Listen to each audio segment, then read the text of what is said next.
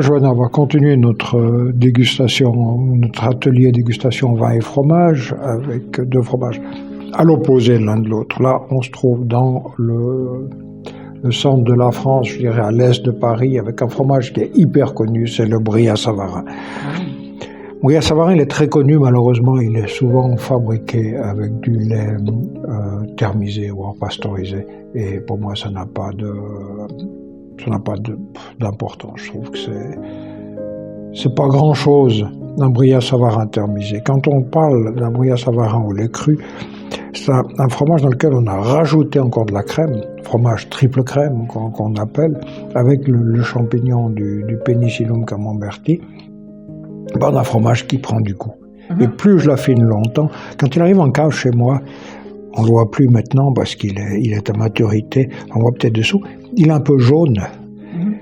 Et après un jour de cave, tout de suite ce champignon Pénicillium camemberti se développe, ce joli duvet blanc. Et quand il est bien entouré, il a maturité. Et tu vois, à l'intérieur, c'est régulier. Donc comment le goût et la texture évoluent? Ça devient moins crémeux, plus crémeux? Alors, plus on va là en avant, là on a beaucoup de petits laits, plus ça va devenir crémeux, mais dans le Brillat jamais coulant. D'accord. Ça a toujours crémeux, onctueux, c'est du beurre. Hein. Quand on rajoute de la crème, bien sûr c'est ce côté beurré qui risque de ressortir. Et pourquoi c'est important que ce soit du lait cru en termes... les arômes vont se développer beaucoup plus. Avec du lait pasteurisé, ça va rester, ce sera stable, ce sera neutre, voilà. Tous les tests que j'ai faits avec des fromages thermisés, c'est toujours très difficile. J'ai eu des exceptions, j'ai eu des thermisés qui allaient bien, mais le lait cru est toujours préférable quand on peut le faire. Et le deuxième, on revient en Valais. Là, on se trouve en dessus dans le Val d'Illier, en dessus de Champéry, l'alpage de la Pierre. C'est un alpage où il y a une immense pierre et la maison de l'alpage est devant. Et l'hiver, la maison elle disparaît. Elle est couverte, les coulées d'avalanche passent dessus et elle est couverte. Si on allait, c'est pas un endroit où on va se promener pendant l'hiver, mais si on allait pendant l'hiver, on n'a plus qu'une plaine, c'est l'alpage de la Pierre. Et lui fabriquait un fromage à raclette dans les années précédentes. Et maintenant, il fabrique plus qu'un fromage de brebis aussi à raclette. Et dans la texture, il ira aussi bien pour la raclette.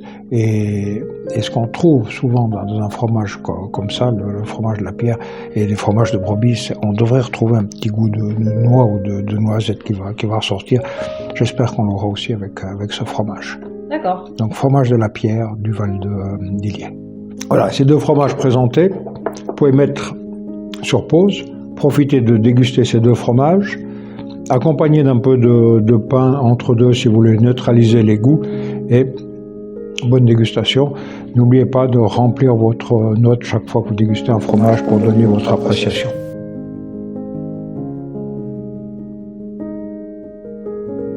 Voilà, on démarre avec le Brillat-Savarin triple crème. Est-ce que tu sens le champignon de Paris quand tu... Oui, tu l'as. Des fois, il est plus intense que d'autres. C'est tellement crémeux, c'est hyper rond et tout doux, ça caresse la langue. Mais par contre, il y a pas mal d'acidité, ce qu'on n'avait pas sur les fromages d'avant. Exactement. On avait de l'amertume. Beaucoup là, c'est moins parfumé, enfin moins intense aromatiquement, mais c'est plus la texture, l'acidité qui réveille, qui tient le palais, qui structure. Qui ressort. Et pas d'amertume. Mais le côté beurré quand même. Hein. Ah oui. D'accord, on dirait presque un beurre acide, un petit peu. Ouais. C'est bien. Très bon. Et ensuite et là, on va vraiment dans un contraste, puisqu'on va dans le brebis et le fromage à pâte mi-dure, hein, ça sera vraiment différent.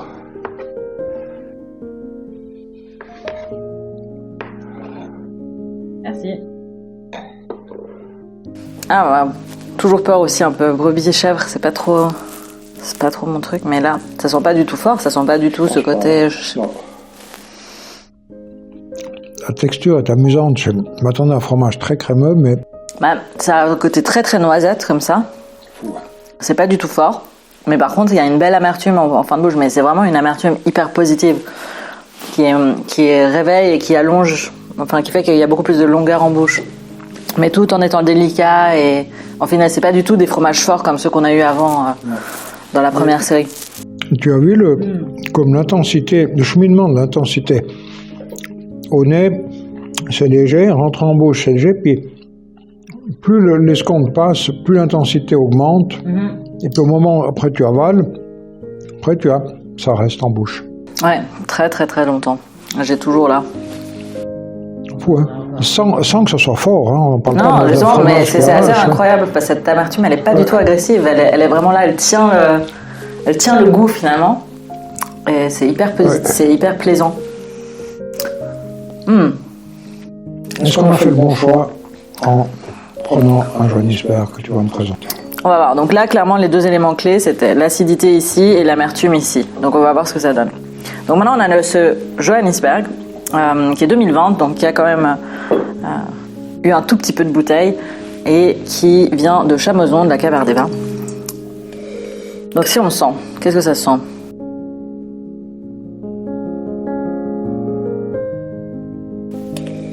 C'est un peu citronné, un peu fleur blanche comme ça, un peu légèrement chèvrefeuille. C'est pas très très parfumé, c'est pas un vin aromatique. Hein, ça. Non, mais une belle rondeur déjà. On peut potentiellement imaginer qu'il y aura une rondeur, mais on sait pas encore, il faut qu'on goûte pour voir ça.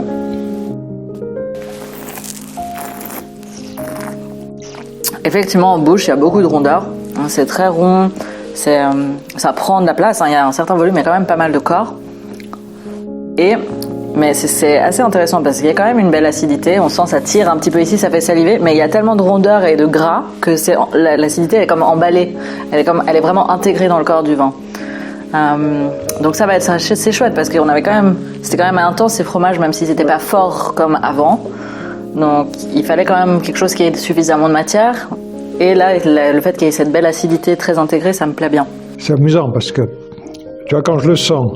Je dis, il y a de la rondeur, c'est un vin qui va être très onctueux, rentre en bouche la même chose, et tu as raison, l'acidité se développe quelques secondes plus tard, et je l'ai même senti là aussi. Ouais. Ah, je me réjouis de vraiment le faire avec par lequel on commence, d'après toi? Je pense avec le Brillat Savarin. On commence avec le Brillat. Donc, à nouveau, pause, à vous maintenant de faire la dégustation du vin et du fromage, et rendez-vous dans quelques minutes pour... partager avec nous les conclusions de ces dégustations de ces deux fromages et de ce Johannisberg de la cave Boven.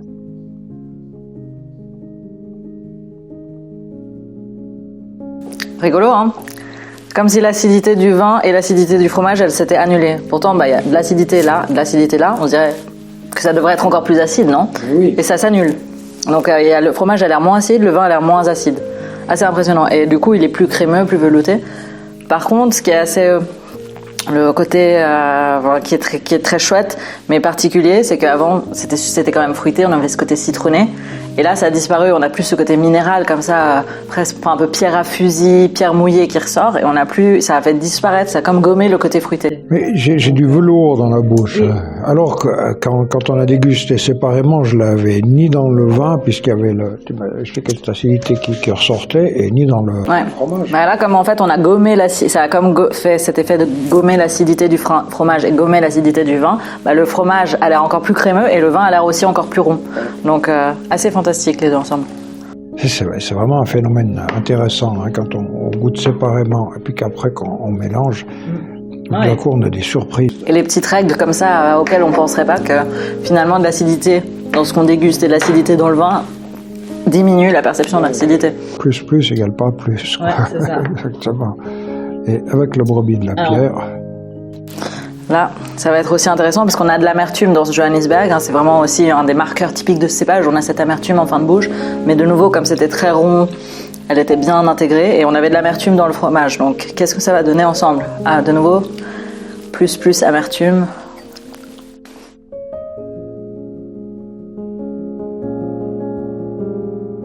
Ah, comme quoi, magique de nouveau. Ça a aussi gommé l'amertume du fromage qui est beaucoup plus fruité.